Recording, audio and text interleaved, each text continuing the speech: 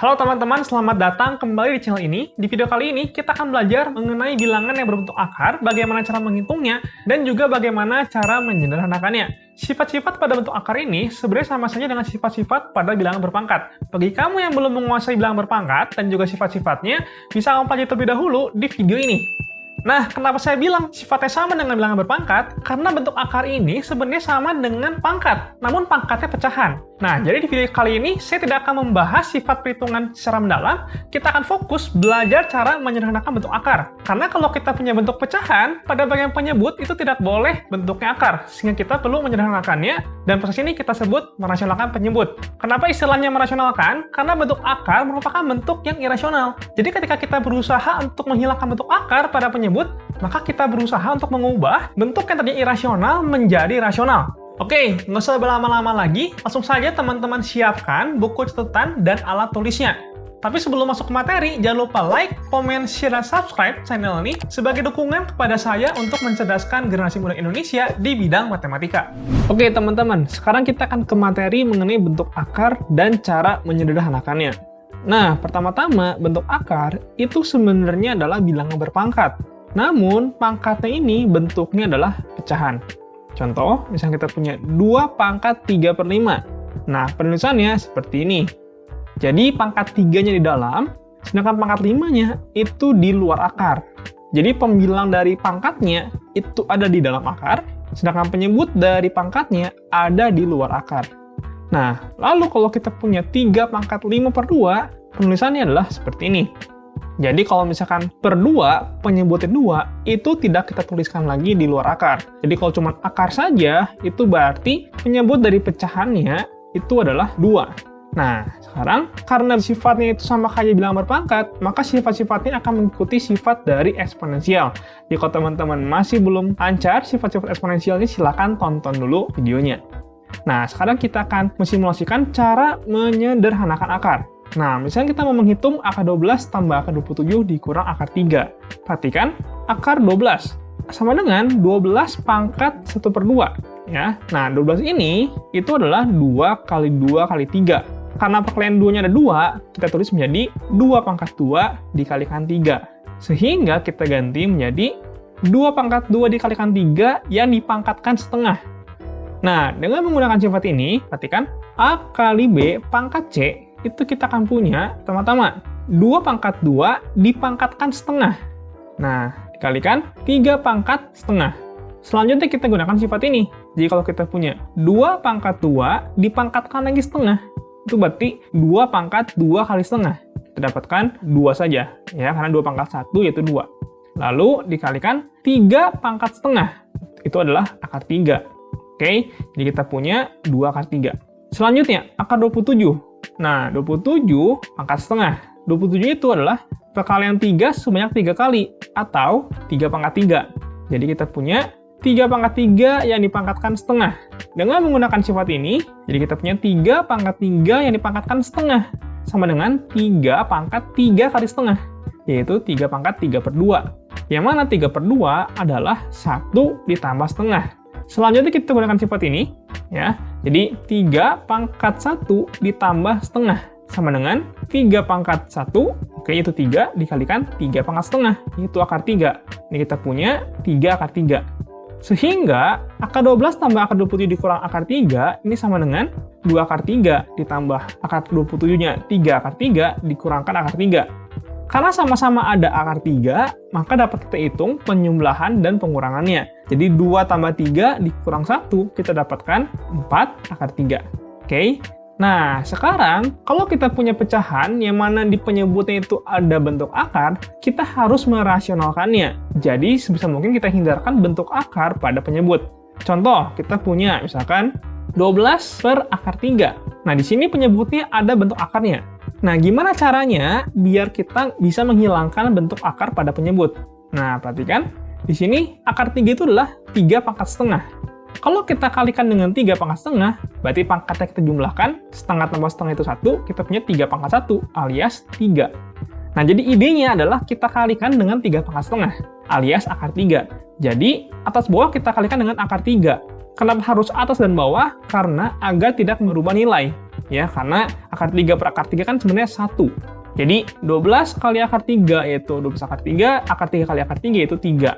Sekarang 12 bagi 3 itu adalah 4, jadi kita punya 4 akar 3. Selanjutnya, bagaimana kalau kita punya bentuk seperti ini? Oke, nah di sini penyebutnya ada bentuk akar, yaitu akar 3. Nah, gimana cara kita membuat tidak ada bentuk akar? Ya. Nah, idenya adalah perhatikan bahwa akar 3 kalau dikuadratkan, kita punya menjadi 3 pangkat setengah yang dipangkatkan 2, yaitu 3 pangkat setengah dikalikan 2, ya, 3 pangkat 1 alias 3. Jadi kita harus mengkuadratkan akar 3-nya. Nah, sekarang kita menggunakan sifat pemfaktoran ini. Kalau kita punya A kurang B dikalikan A tambah B, hasilnya adalah A kuadrat dikurang B kuadrat. Nah, di sini akar 3 dikurang 1 itu adalah A kurang B-nya. Jadi A-nya akar 3, B-nya 1. Jadi harus kita kalikan dengan akar 3 plus 1. Itu adalah bentuk dari A plus B-nya. Oke, sekarang kita hitung untuk yang atasnya. Jadi kita punya 2 kali akar 3. 2 akar 3, 2 kali 1.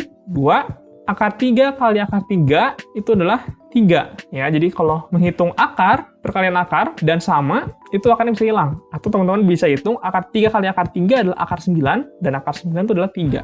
Selanjutnya, akar 3 kali 1 adalah akar 3.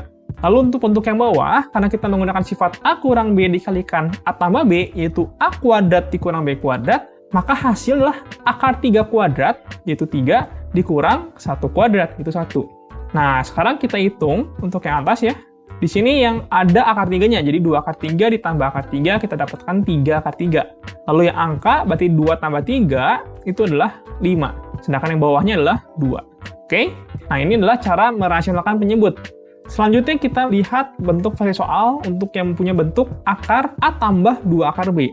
Nah, perhatikan, kalau kita punya akar P ditambah akar Q dikuadratkan, maka kita punya bentuk seperti ini. Ya, akar P dikuadratkan, ditambah 2 kali akar P kali akar Q, ditambah akar Q dikuadratkan. Yang mana akar P kuadrat adalah P, akar P kali akar Q adalah akar PQ, lalu akar Q kuadrat adalah Q. Nah, tulis seperti ini. Oke, jadi sebagai catatan penting, kalau kita punya akar yang dikuadratkan, itu akan hilang. Jadi kalau kita punya akar X dikuadratkan, sama dengan X. Kenapa bisa demikian? Karena akar X itu berarti X pangkat setengah. X pangkat setengah dipangkatkan 2, berarti pangkatnya kita kalikan. Setengah kali 2 itu 1. Jadi X pangkat 1 adalah X, seperti itu ya. Nah, jadi di sini kalau kita akarkan, kita punya ruas kirinya itu tadinya kuadrat, lalu kita akarkan berarti habis, hilang ya. Jadi kita punya akar P ditambah akar Q, sama dengan ruas kanannya tinggal kita kasih akar saja. Nah, sehingga bentuk A di sini itu adalah P tambah Q-nya. Sedangkan bentuk B di sini itu adalah P kali Q-nya.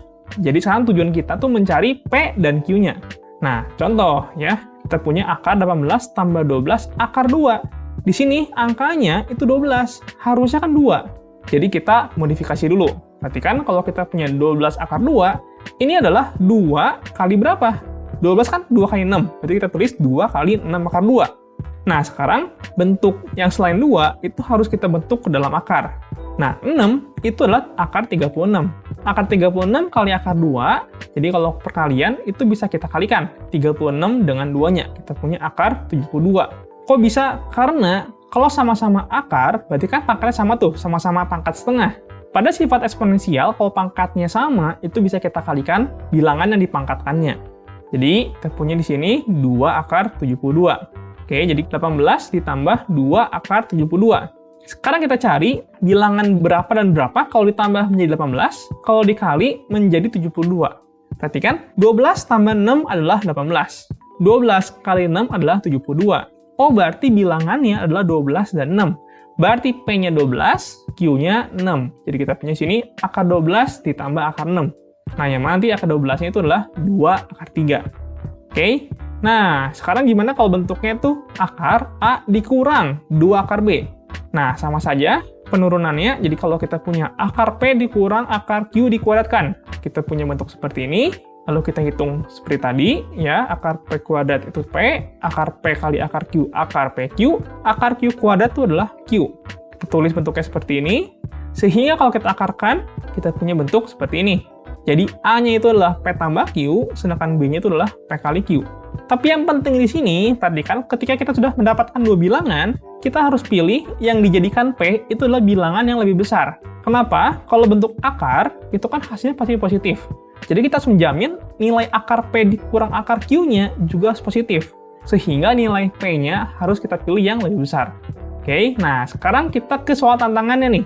Akan ada 2 soal tantangan, ya. Jadi teman-teman boleh di-pause ya untuk mencatat soal tantangan seperti ini. Kita punya sini bentuk 2 per akar pangkat 3 dari X dikurang 1. Nah, di sini kita harus merasionalkannya, ya, karena di penyebutnya terdapat bentuk akar. Nah, gimana kalau misalnya kita punya bentuk akar itu akar pangkat 3, sedangkan yang tadi dicontohkan sebelumnya adalah akar saja. Nah, idenya, perhatikan, kita punya pemfaktoran ini. Ya, A kurang B dikalikan A kuadrat tambah AB tambah B kuadrat akan menjadi A pangkat 3 dikurang B pangkat 3. Gitu ya. Jadi kalau kita punya akar pangkat 3, berarti kan pangkat sepertiga. Harus dipangkatkan 3 agar menjadi pangkatnya 1. Oke, silakan teman-teman mencoba tantangan soal ini. Dan selanjutnya ke soal yang kedua. Nah, kita akan menyederhanakan bentuk seperti ini. Oke, hint-nya adalah teman-teman harus cari bentuk lain dari akar 260. Jadi akar 260 ini adalah 2 akar berapa? Oke, selamat mencoba. Nah, segitu dulu ya materi kali ini. Coba teman-teman kerjakan soal tantangannya. Apabila ingin saya periksa, silahkan mention saya di Instagram @wendysenjaya. Oh ya, kalau kamu punya pertanyaan atau ingin request materi, tapi khusus untuk materi kelas 10 ya, untuk saat ini, langsung saja tulis di kolom komentar, atau bisa langsung DM saya di Instagram ya. Oke, kalau begitu, sekian dulu video kali ini. Saya Wendy Senjaya, sampai jumpa di video selanjutnya.